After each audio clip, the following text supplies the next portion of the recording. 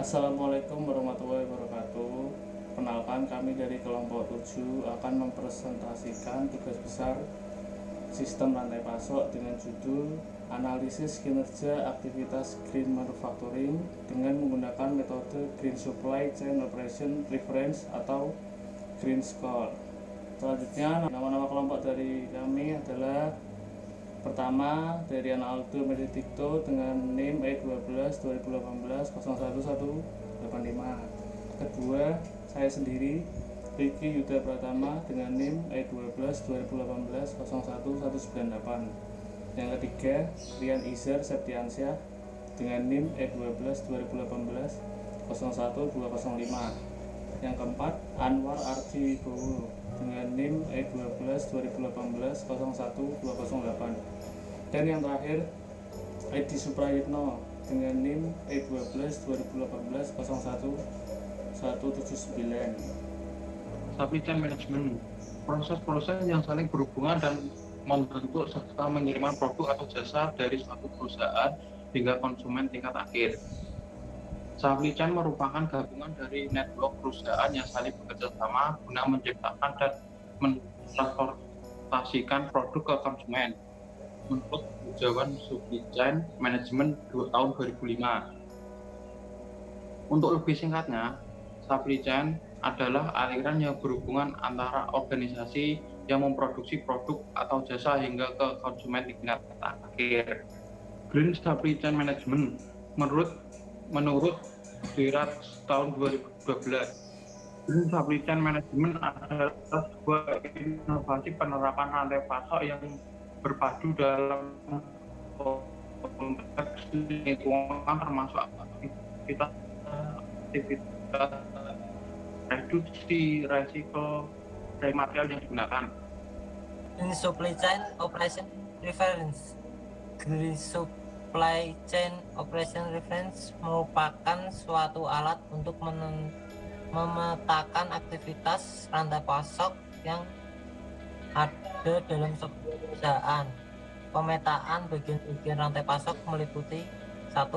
Proses perencanaan atau plan. 2. Pengadaan atau source. 3. Pembuatan atau make. 4. Pendistribusian atau deliver. Dan 5. Pengembalian atau return. Atribut-atribut dari Green Score. Selain komponen-komponen Green Score, terdapat atribut-atribut dari Green Score. Menurut Cash and Wilkerson tahun 2003, atribut Green Score meliputi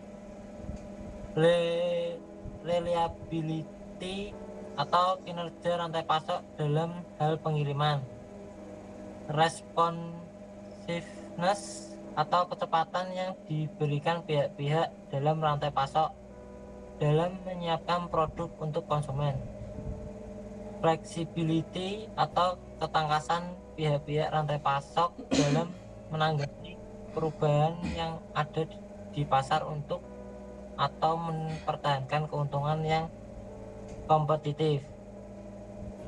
Cost, biaya-biaya yang terkait dengan rantai pasok.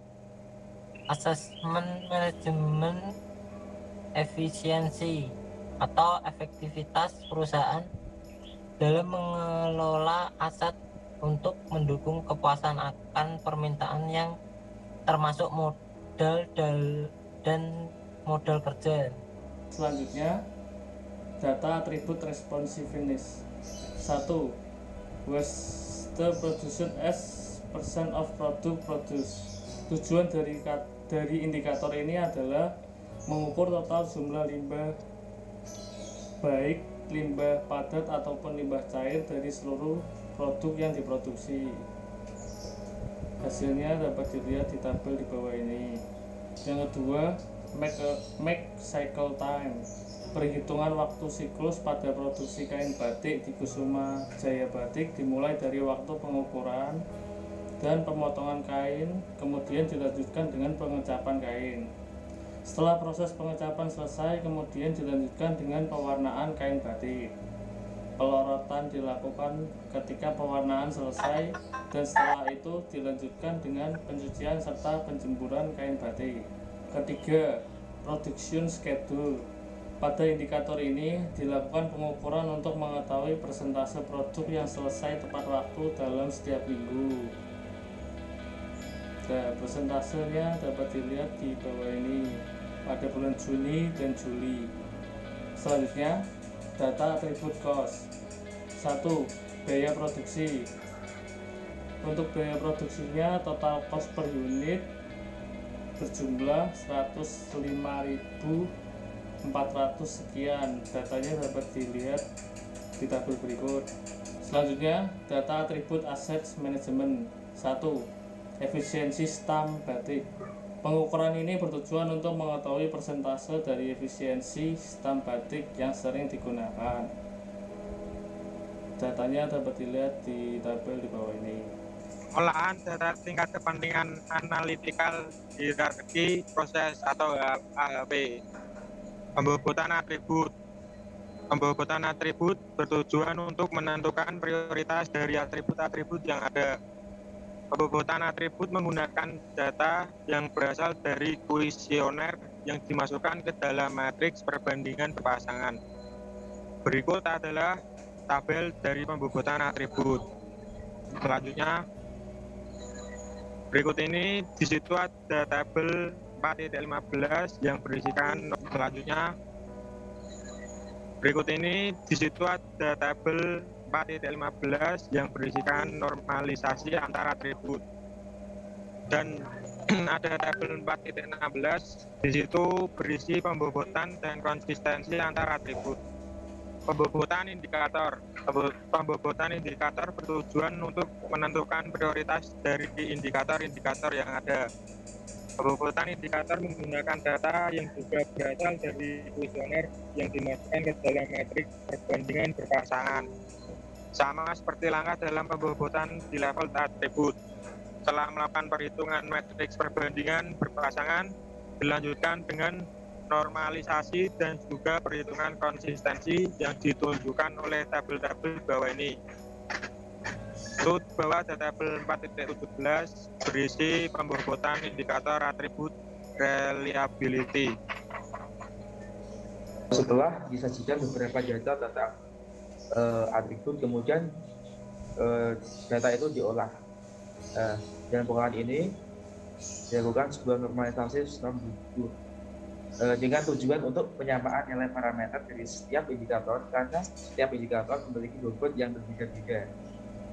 Normalisasi sistem Debrun digunakan setelah pembobotan dari setiap indikator. Tabelnya bisa dilihat di bawah. Berikut adalah tabel dari normalisasi. Setelah pengolahan data selesai dilakukan dengan metode Clean Score, maka didapatkan nilai kinerja akhir di supply chain sebesar 81,45. Ini berarti nilai tersebut masuk dalam kategori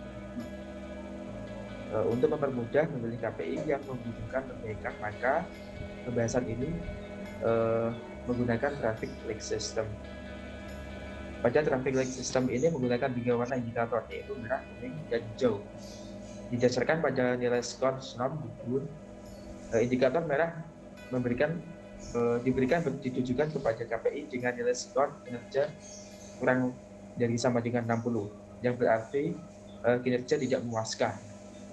Sedangkan KPI dengan nilai skor kinerja 60 sampai 80 memasuki kategori marginal yang memiliki warna kuning. Untuk pemberian warna hijau, skor kinerja dari KPI harus lebih dari sama dengan 80 yang mempunyai good atau memuaskan.